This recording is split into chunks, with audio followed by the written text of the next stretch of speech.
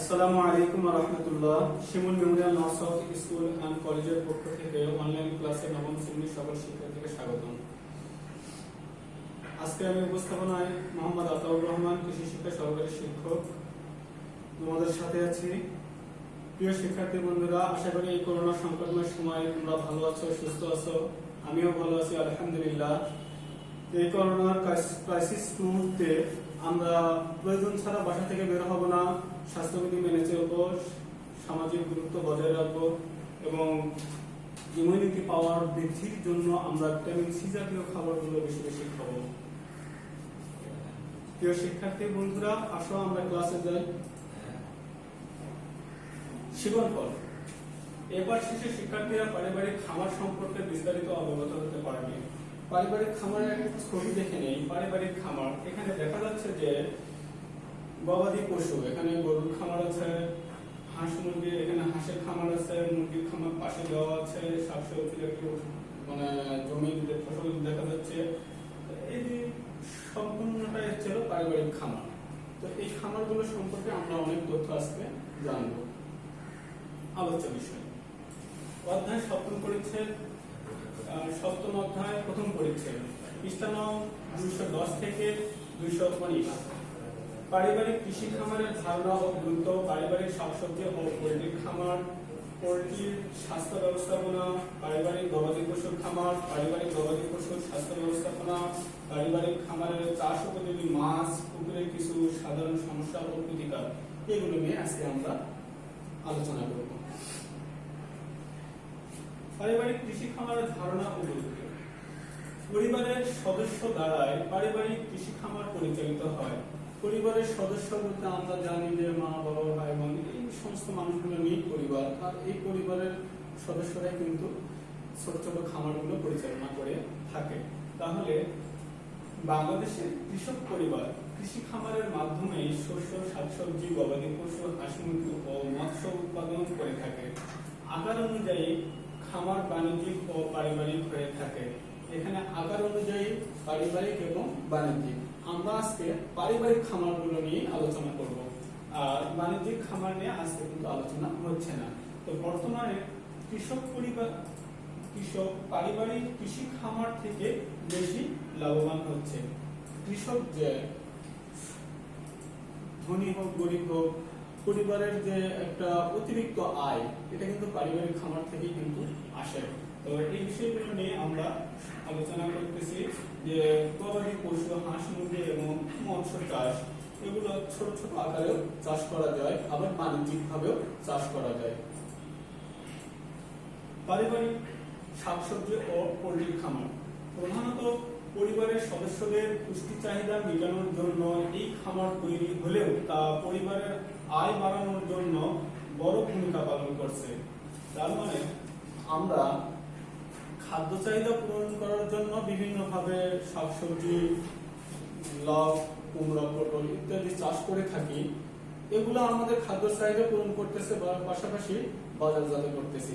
এই corona crisis মুহূর্তে তাদের ব্যবসা কিন্তু থেমে নেই, তারা কিন্তু ঠিকই বাজারজাত করতেছে। তাদের সহযোগিতা, তাদের আক্রান্ত পরিশ্রমের মাধ্যমে আজকে যারা শহরে বসবাস করতেছি আমরা, তারাও কিন্তু এই খাদ্য চাহিদা পূরণ করতেছি। তাহলে তাদের পারিবারিক অর্থনৈতিক চাহিদাও কিন্তু এই ফসল থেকে পূরণ হচ্ছে। তো বাড়ির পাশে পড়ে থাকা খালি উঁচু জমিতে ঋতুভিত্তিক বিভিন্ন ধরনের শাকসবজি সারা বছর চাষ করা যায়, যা দ্বারা পরিবারের অর্থনৈতিক চাহিদা পূরণ হচ্ছে। তো তোমরা দেখো যে শাকসবজি, শীতকালীন কিছু শাকসবজি থাকে, কিছু গ্রীষ্মকালীন, কিছু 12 মাসি।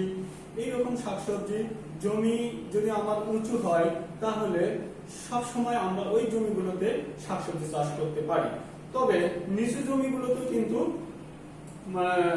ঋতুভিত্তিক, নিচু জমিগুলোতে, যে জমিগুলোতে বর্ষাকাল নয় কিন্তু পানি নেমে গিয়েছে, সুন্দর অল্প সময়ের মধ্যে যে ফসলগুলো উঠে আসে, যেমন করলা, পটল, এগুলো বেশি সময় লাগে না, আলু।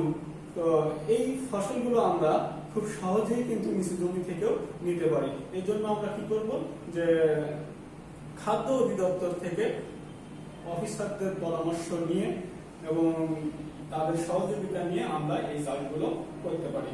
তা দ্বারা পরিবারের অর্থনৈতিক চাহিদা পূরণ করা সম্ভব। পারিবারিক পোল্ট্রি খামার।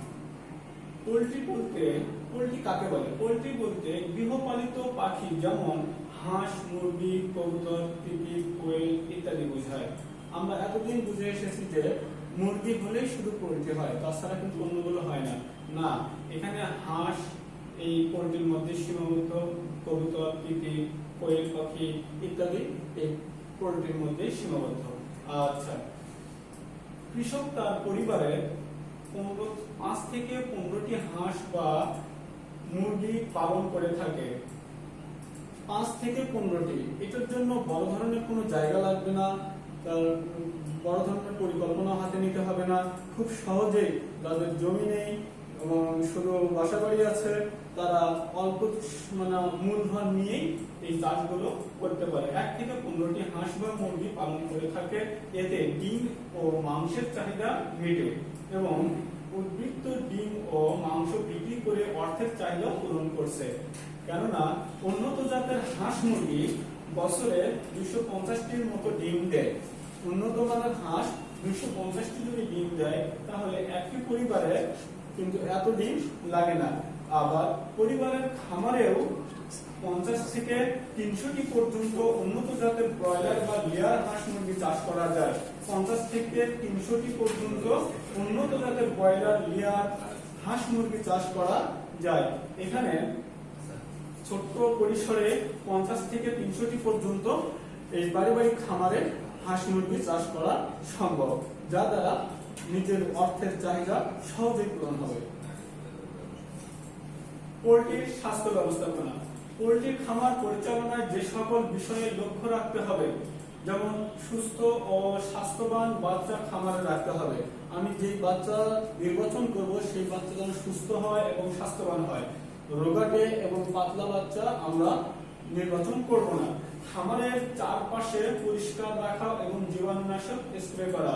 চতুর্পাশে সুন্দর করে নিয়মিতভাবে আমরা সপ্তাহে 2 থেকে 3 দিন আগাছা মুক্ত করব, পরিষ্কার করব, ময়লা আবর্জনা দূর করে সুন্দর করে স্প্রে করে দেব এবং চারদিকে বেড়া দেওয়া, একটু দূর থেকে চতুর্দিকে সুন্দর করে বেড়া দেব, যাতে করে কোনো হিংস্র প্রাণী যেমন কুকুর বা গৃহপালিত প্রাণী গরু আসতে পারে, আসার কারণে পোল্ট্রি কিন্তু ভয় পেয়ে যেতে পারে। ভয় না পাওয়ার জন্য এই দিকটা খেয়াল রাখতে হবে এবং দুর্বৃত্ত বা চোরের আক্রমণ থেকে রক্ষা পাওয়ার জন্য আমরা এই কাজটা করতে হবে। সুন্দর করে বেড়া দেব। ঘরের মেঝে এবং লিটা শুকনা রাখা। ঘরের মেঝেটা সবসময় যেন শুকনো থাকে, এই জন্য আমরা কি করব, যে চালের যে ভুসি বা চালের যে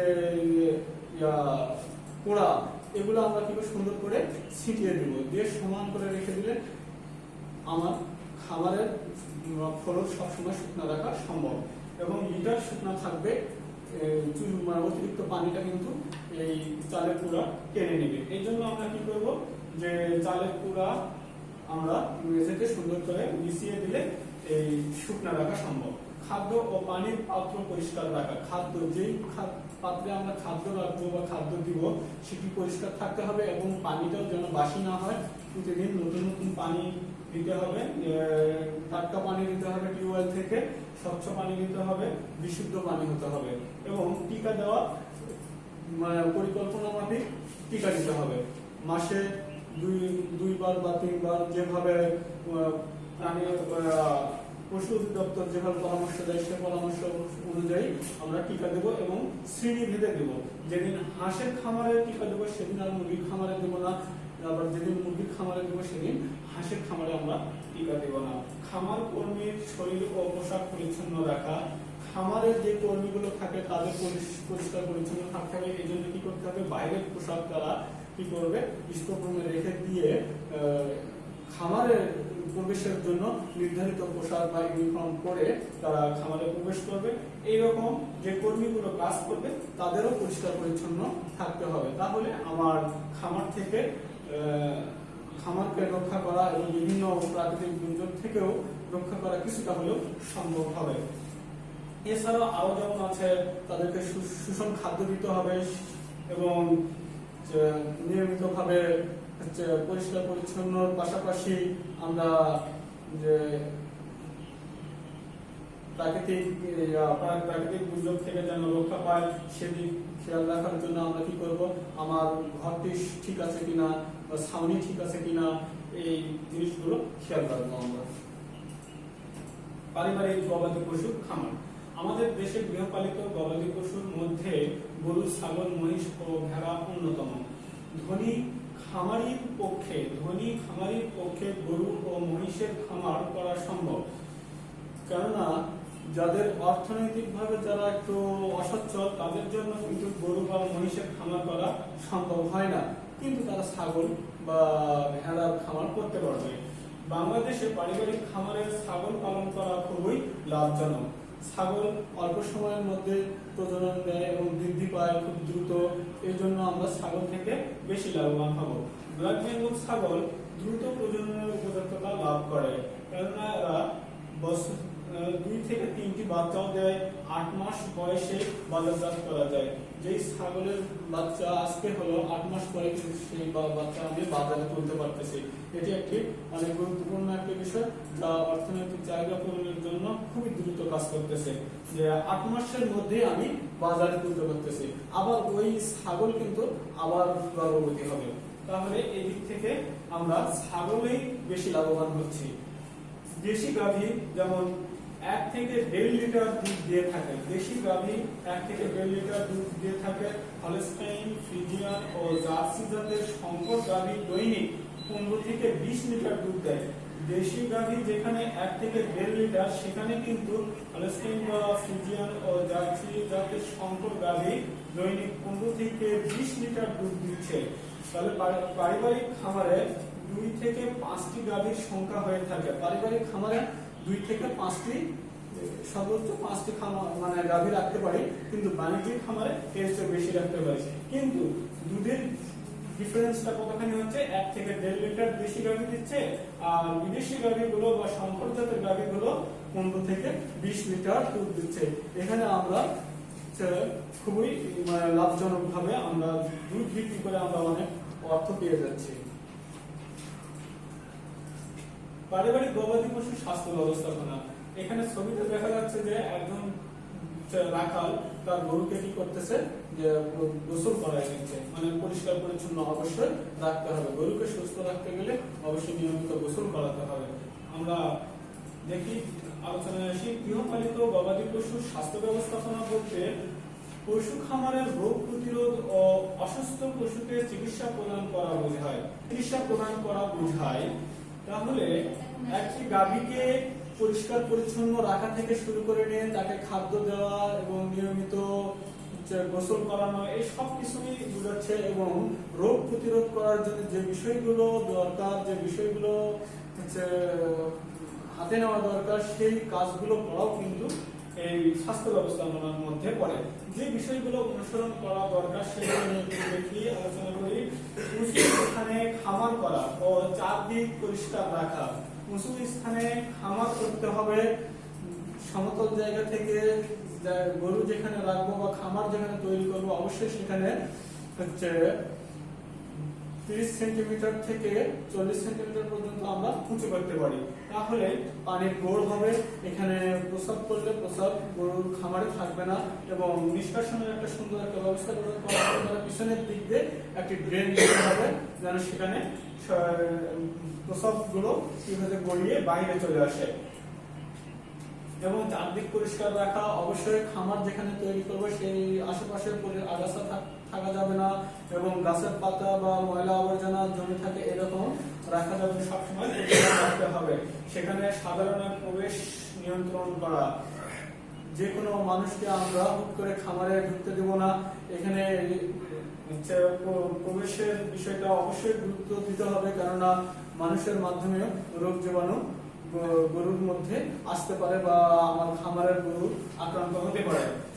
আমি নয় নিয়মিত স্প্রে করা।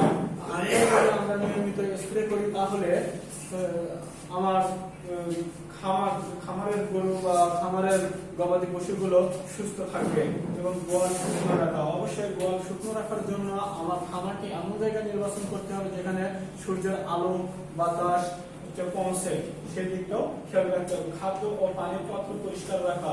অবশ্যই যে পাত্রে আমি খাদ্য দিব বা পানি গরুকে খাওয়াবো বা গবাদি পশুকে খাওয়াবো, সেই পাত্রটি অবশ্যই পরিষ্কার রাখতে হবে। যদি কোনো কারণে বা মহামারীর কারণে বা কোনো ভাইরাস রোগের কারণে যদি আমার গবাদি পশু মারা যায়, তাহলে সেক্ষেত্রে অবশ্যই মৃত পশুকে মাটি চাপা দেওয়া দরকার। যদি আমরা মাটি চাপা না দেয়, সেখান থেকে আরো অন্য ধরনের ভয়ঙ্কর রোগ দেখা দিতে পারে। গরুকে আমরা বা গবাদি পশুকে আমরা কি করবো? সুষম খাবার ও বিশুদ্ধ পানি সরবরাহ করব এবং টিকা প্রদান। যেভাবে আমরা ছাগলের ব্যাপারে বলেছি যে সুন্দরীয় ক্লাসিফিকেশন করে বা হাঁস মুরগিকে যেভাবে আমরা টিকা প্রদান করেছি, ঠিক সেইভাবে এই গবাদি পশু গরু ছাগল বা মহিষের খামারেও আমরা টিকাও দিব। যেদিন মহিষকে দিব টিকা, সেদিন আমরা গরুকে দেব না, যেদিন গরুকে দেব সেদিন ছাগলকে দেব না। এইভাবে আমরা টিকা প্রদান করব। পারিবারিক মৎস্য খামার। আমাদের দেশের গ্রামগঞ্জে অনেকের বাড়িতে পুকুর আছে, যেই পুকুরগুলো থেকেও আমরা অনেক মাছ চাষ করতে পারি এবং অর্থ উপার্জন করতে পারি। এইসব পুকুরে সাধারণত সনাতন পদ্ধতিতে মাছ চাষ করা যায়। সনাতন পদ্ধতি বলতে আমরা পুরাতন নিয়মে বলতে পারি বা প্রযুক্তির মাধ্যমে যে মাছ চাষ করা হয় সেটি বাদ রেখে কৃত্রিম উপায়ে পুকুরে মাছ ছেড়ে দিয়ে অল্প ব্যবস্থাপনায় যে মাছগুলো আমরা চাষ করি, সেগুলোকে সনাতন পদ্ধতি বলা হয়ে থাকে। যেগুলো আগে থেকেই যে নিয়ম চলে আসতেছে আর কি, যে রাসায়নিক সার বা কীটনাশক ব্যবহার না করে মাছ চাষ করা, এটাকে বোঝাচ্ছে। এই পুকুরগুলোতে পরিকল্পনা মাফিক উন্নত প্রযুক্তি ব্যবহার করে মাছ চাষ করলে বহুলাংশে উৎপাদন বৃদ্ধি করা সম্ভব। মানে সনাতন পদ্ধতিতে যে পুকুরে আমরা মাছ চাষ করে থাকি, সেই জায়গাতে যদি আমরা একটু বাণিজ্যিক ভাবে পরিকল্পনা মাফিক উন্নত প্রযুক্তি ব্যবহার করে যদি আমরা মাছ চাষ করি, সেখান থেকে অনেক লাভবান আমরা হতে পারবো। আর পরিবারের আমিষের চাহিদা তো অবশ্যই পূরণ হবে মাছ থেকে, তো সাথে অর্থের চাহিদাও পূরণ হবে।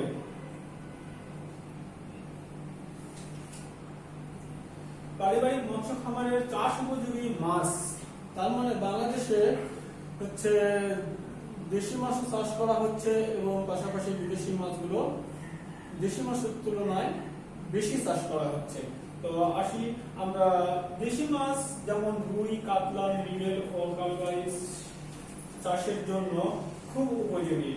দেশি মাছগুলোর মধ্যে এগুলো, এই মাছগুলো খাল, বিল, হাওর, বাওর, পুকুর, দিঘি সহ বদ্ধ পানিতে এরা ডিম পারে না। তার মানে এই মাছগুলো কিন্তু বদ্ধ পানিতে ডিম পারে না, কিন্তু বদ্ধ পানিতে এই মাছগুলো খুব সহজেই চাষ করা যায়, খুব নিয়মিত খাদ্য প্রদান করা যায়। বর্ষাকালে মে জুলাই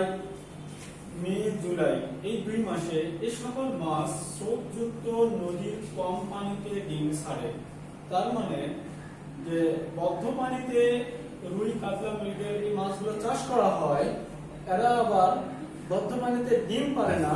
তবে মে এবং জুলাই মাস যখন আসে, এই মাছগুলো যদি স্রোতের মুখে থাকে অথবা তো কৃত্রিম ভাবে স্রোত তৈরি করা হয় পুকুরে, তাহলে বা আকাশের নতুন পানি পড়েছে বা স্বচ্ছ পানি পড়েছে, সেই অল্প স্রোতের মধ্যেই কিন্তু এই মাছগুলো আবার ডিম ছাড়বে।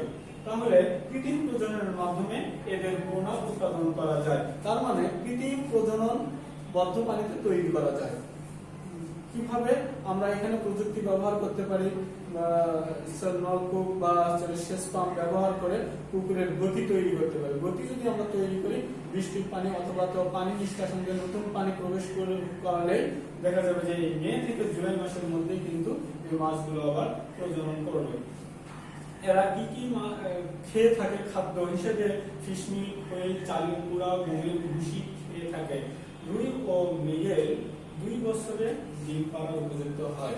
তার মানে রুই এবং মৃগেল মাছ এক বছরে অন্তত 1 কেজি ওজনের হয়ে থাকে, আর স্বাভাবিকলি এই মাছগুলো 2 থেকে 3 কেজি পর্যন্ত আমরা বৃদ্ধি ঘটাতে পারি এবং 2 বছর বয়স হলে রুই মৃগের ডিম পাড়ার উপযুক্ত হয়। বিদেশি মাছ যেমন সিলভার কার্প, গ্রাস কার্প, কার্পিউ, থাই সরপুঁটি, তেলাপিয়া বা নাইলন টিকা ও থাই পাঙ্গাস ইত্যাদি উল্লেখযোগ্য। এগুলো বিদেশি মাছের মধ্যে অন্তর্ভুক্ত। এই মাছগুলো আমরা আমাদের দেশে বদ্ধ পানিতেও খুব সহজেই চাষ করতেছি। এখান থেকে জেলে এবং মাছের ব্যবসা করতেছে, তারা খুব সহজেই লাভবান হচ্ছে। এদেশে পরিবেশের সাথে এরা খুব সহজেই খাপ খায়, তার মানে আমরা খুব সহজেই কিন্তু মাছগুলো চাষ করতেছি। যেমন এই মাছটি হচ্ছে সিলভার কার্প এবং এই মাছটি হচ্ছে গ্রাস কার্প। পারিবারিক মৎস্য খামার পরিচালনার বিভিন্ন ধাপগুলো একটু জেনে নেই। পূর্ব প্রস্তুতি। আমরা মাছ চাষ করার প্রথমে আমরা কি করব? পুকুরকে সুন্দর করে পরিষ্কার করে নেব। আগাছা যদি থাকে পুকুরে সেগুলো পরিষ্কার করে উঠিয়ে ফেলে দিব। পুকুরের গভীরতা কম থাকলে একটু গভীরতা তৈরি করব। এত বেশি গভীর করা যাবে না, যার দ্বারা নিচের খাদ্যগুলো যেন মাছ খেতে না পারে সেদিকেও খেয়াল রাখতে হবে। এবং পাশাপাশি পার মেরামত করতে হবে, উঁচু করতে হবে। যদি চুন দেওয়ার প্রয়োজন পড়ে পানি পরিষ্কার রাখার জন্য চুন ব্যবহার করব এবং রাসায়নিক সার আমরা ব্যবহার করে সুন্দর করে পুকুর প্রস্তুতি তৈরি করবো, পুকুরকে তৈরি করব। তারপরে পোনা মজুতকালীন ব্যবস্থাপনা। পোনা অবশ্যই পুকুরে ছাড়ার আগে আমরা পুকুরকে কি করব? পোনাকে আমরা নির্বাচন করব। পোনা স্বাস্থ্য কেমন, পরিমাণ কতখানি, কত ওজনের পোনা আমি পুকুরে ছাড়লাম সেই হিসাবটিও নোট করে রাখতে হবে। এবং পোনা মজুদের পরবর্তী ব্যবস্থাপনা অবশ্যই গ্রহণ করতে হবে। পোনা ছাড়ার পূর্ব মুহূর্তে পুকুরকে তো প্রস্তুতি নিয়ে পুকুর রেডি হওয়ার 15 দিন বা 12 থেকে 15 দিন পর আমরা কি করি? নতুন পোনা ছাড়ি। আবার এই নতুন পোনা ছাড়ার পরপরই আমরা কি করব? পুকুরে নিয়মিত খাদ্য দিতে হবে পোনার জন্য। পোনার কতটুকু খায় সেদিকে খেয়াল রেখে আমার পোনা পুকুরের খাদ্যগুলো খাচ্ছে কিনা সেদিকে খেয়াল রাখতে হবে। এইভাবে পোনা মজুদ পরবর্তী ব্যবস্থাপনা গ্রহণ করতে হবে। তাহলে আমার পোনার যে বৃদ্ধি কতটুকু হচ্ছে সেটি নোট করে রাখতে হবে, যে 15 দিনে কতটুকু বাড়লো, 1 মাস পরে কতটুকু বৃদ্ধি পেল সেটি খেয়াল রাখতে হবে। এবং বিভিন্ন উপকরণ, যেমন আমরা পুকুরে মাছ চাষ করতে যাব, যেই উপকরণগুলো স্বাভাবিকভাবে প্রয়োজন পড়ে সেগুলোর মধ্যে যেমন দা, কোদাল, বিষ, চুন, সার, বালতি, ড্রাম, রং, মাছের রেণু, হাঁড়ি, খাবার লবণ, পটাশিয়াম, থার্মোমিটার, মাটির চারি, বাঁশের টুকরা, সেফটি ডিশ, সম্পূরক খাদ্য, টর্চ, জাল, ব্যালেন্স ইত্যাদি। তাহলে প্রিয় শিক্ষার্থী বন্ধুরা, তোমরা দেখো এই জিনিসগুলো, এই উপকরণগুলো কিন্তু আমাদের মাছ চাষ করার জন্য কোনো না কোনো সময় লাগে। যেমন পুকুরে কোনো বেড়া দেওয়া দরকার, অবশ্যই দা, কোদাল এগুলো লাগবে। পরিষ্কার করার জন্য আমরা কি করি? বিষ বা চুন ব্যবহার করি। খাদ্য দেওয়ার জন্য আমার বালতি লাগে, ড্রাম লাগে, মগ লাগে। অবশ্যই মাছ চাষ করতেছি, মাছের রেণু তো অবশ্যই লাগবে, হাঁড়ি লাগবে, খাবার লবণ, এই জিনিসগুলো ইত্যাদি লেগে থাকে। তারপরে পানির তাপমাত্রা এবং এগুলো নিয়ন্ত্রণ করার জন্য আমরা কি থার্মোমিটার ব্যবহার করে থাকি। মাটির চারি, খাদ্য দেওয়ার জন্য এটা দরকার পড়ে। বাঁশের টুকরা বিভিন্ন কাজে লাগে। তো সম্পূরক খাদ্য, টর্চ, জাল, ব্যালেন্স এগুলা লেগে থাকে আর কি। এই জিনিসগুলো আমরা কিন্তু মাছ চাষের জন্য ব্যবহার করে থাকি। মাছের স্বাস্থ্য ব্যবস্থাপনা। মাছ চাষকালীন সময়ে রোগাক্রান্ত হতে পারে। মাছ যে কোনো সময় প্রাকৃতিক আবহাওয়া বা মৌসুমের কারণে রোগাক্রান্ত হতে পারে। তো তাই মাসে একবার করে জাল টেনে স্বাস্থ্য ও অবস্থা পর্যবেক্ষণ করে তাৎক্ষণিক ব্যবস্থা গ্রহণ করা উচিত। রোগের লক্ষণ যেমন স্বাভাবিক চলাফেরা বন্ধ হয়ে যায়, এটা একটি কারণ। ফুলটার রং নষ্ট হয়, দেহে লাল, কালো, সাদা দাগ পড়ে, খাওয়া বন্ধ করে, খসে। তাহলে দাঁড়ান, ফুলকার রং নষ্ট হয়, দেহ লাল কালো সাদা দাগ পড়ে, খাওয়া বন্ধ করে, খসখসে অনুভব হয়, ক্ষত রোগ, লেজ ও পাখনা, পচা রোগ। ক্ষত রোগ, মাছ পানিতে থাকার সময় অনেক সময় দেখা যায় যে ঘা হয়ে ক্ষত হয়ে গিয়েছে, অথবা লেজ ও পাখনা পচে গিয়েছে, এই রোগগুলো দেখা যায়। ফুলকা পচা রোগ, উকুন ইত্যাদি হতে পারে। এই জন্য সুপরামর্শ নিতে হবে মৎস্য অধিদপ্তর থেকে, অথবা তো যারা মাছ চাষে অভিজ্ঞ তাদের কাছে যাওয়া যেতে পারে। প্রাথমিকভাবে কি করবো আমরা এখানে, প্রাথমিকভাবে চুন প্রয়োগ করতে হবে। চুন অবশ্যই প্রয়োগ করে আমরা পরামর্শ নিয়ে সে অনুপাতে অবশ্যই স্বাস্থ্য ব্যবস্থাপনার দিকে খেয়াল রাখতে হবে। পুকুরে কিছু সাধারণ সমস্যা ও প্রতিকার, যে সাধারণ সমস্যাগুলো হয় এবং যেগুলো আমরা স্বাভাবিকভাবে নিজেরাই সমাধান করতে পারি, সেই বিষয়গুলো নিয়ে একটু জানি। যেমন মাছ ভেসে ওঠা, অনেক সময় কি হয় মাছ ভেসে ওঠে, পানির উপরে উপরে ঘুরে বেড়ায়, তখন কি হয় আমরা বুঝতে পারি স্বাভাবিকভাবে অক্সিজেনের অভাব পড়ে যায়। অক্সিজেনের অভাব পড়লে আমরা কি করব, এখানে ছবিতে দেখা যাচ্ছে যে একজন জেলে বাঁশ নিয়ে পানির উপরে আলতোভাবে পানিকে কি করতেছে, আন্দোলিত করতেছে। তাহলে এইরকম করলেও কিন্তু অক্সিজেন পানিতে আবার সঞ্চালিত হবে, অক্সিজেন সুন্দরভাবে মাছ পাবে, তাহলে আর মাছ পানির উপরে ভেসে উঠবে না। পানির উপর সবুজ ও লাল স্তর পড়ে যাওয়া, সবুজ স্তর যদি পড়ে তাহলে এখানে এই সবুজ স্তরকে থেকে প্রতিকার করার জন্য আমরা পাতলা কাপড় দিয়ে ছাঁকুনির মাধ্যমে সেই সবুজ শ্যাওলাগুলোকে আমরা তুলে নিতে পারি। এবং স্বাভাবিকভাবে সবুজ শ্যাওলা জমে যখন আমরা সারের পরিমাণ বেশি দিয়ে থাকি তখন, অথবা খাদ্যের পরিমাণ বেশি হলে এই অবস্থাটা হয়ে থাকে, তখন আমরা কি করবো, সাময়িকভাবে রাসায়নিক সার এবং খাদ্য দেওয়া বন্ধ রাখবো। এবং আরেকটা কাজ করা যেতে পারে এখানে, যে সিলভার কাপ মাছ, এই মাছ শ্যাওলা খায়, এরকম গ্রাস কাপ মাছ, এই মাছগুলো শ্যাওলা খেয়ে থাকে, এরকম মাছগুলো আমরা আরো কিছু অ্যাড করে দিতে পারি পুকুরে, তাহলে এই সমস্যাটা দূর হবে। এবং লাল স্তর করে যখন যাবে তখন আমরা কি করতে পারি, পুকুরে আমরা কার্বন সালফেট অথবা তুতের ব্যবহার করতে পারি। কার্বন সালফেট বা তুত ব্যবহার করলে এই লাল স্তর পড়ে যাওয়াটা সমাধান হবে, আর কি প্রতিকার হবে, তাহলে মাছ সুন্দরভাবে বেড়ে উঠতে পারবে। আবার ঘোলা পানি, অনেক সময় দেখা যায় যে পুকুরের পানি ঘোলা হয়ে গিয়েছে, তখন কিন্তু অবশ্যই আমাদেরকে চুন প্রয়োগ করতে হবে, তাহলে এই ঘোলা পানিটা নিয়ন্ত্রণে আসবে।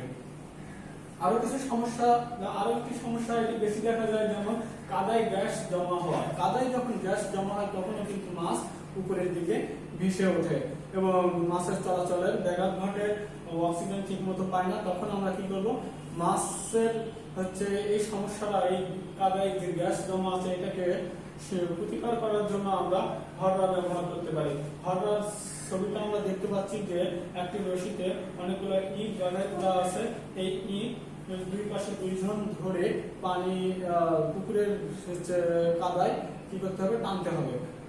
এক পাশ থেকে আরেক পাশ থেকে অপর পাশে টেনে টেনে মাটিতে কি করতে হবে, আলতো করতে হবে, তাহলে এই জমে থাকা গ্যাসগুলো বের হয়ে যাবে, তখন মাছের জন্য পানি স্বাভাবিক পরিবেশে ফিরে আসবে। আবার প্রিয় শিক্ষার্থী বন্ধুরা, তোমাদের জন্য আজকে এই পর্যন্তই। যে সকল আজকের ক্লাসে যে সকল প্রশ্নগুলো হয়ে থাকে বা যে ধরনের প্রশ্নগুলো হয়ে থাকে তার দু একটা প্রশ্ন তোমাদের সামনে নিয়ে আসছি। যেমন কোন প্রকারের ছাগল চাষ করা লাভজনক? আমরা পড়েছি কিছুক্ষণ আগে বললাম যে ব্ল্যাক বেঙ্গল। দেশি গাভী দৈনিক কত লিটার দুধ দেয়? 1 থেকে 1.5 লিটার।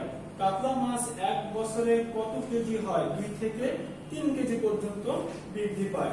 রুই মৃগেল কত বছর বয়সে ডিম পাড়ে? 2 বছর বয়সে রুই মৃগেল ডিম পাড়ে। প্রিয় শিক্ষার্থী বন্ধুরা, তোমাদের জন্য আগামী দিন উক্ত অংশের উপরে টপলেস নেওয়া হবে। পড়া 7ম অধ্যায় প্রথম পরিচ্ছেদ, পৃষ্ঠা নং 210 থেকে 219। উক্ত অংশ অবশ্যই বাসায় যথাযথভাবে চর্চা করবে। আর আগামী দিনের অনলাইন ক্লাস দেখার জন্য আমন্ত্রণ জানিয়ে এবং তোমাদের সুস্বাস্থ্য কামনা করে আজকে এখানেই শেষ করছি। ধন্যবাদ। আসসালামু আলাইকুম ওয়া রাহমাতুল্লাহ।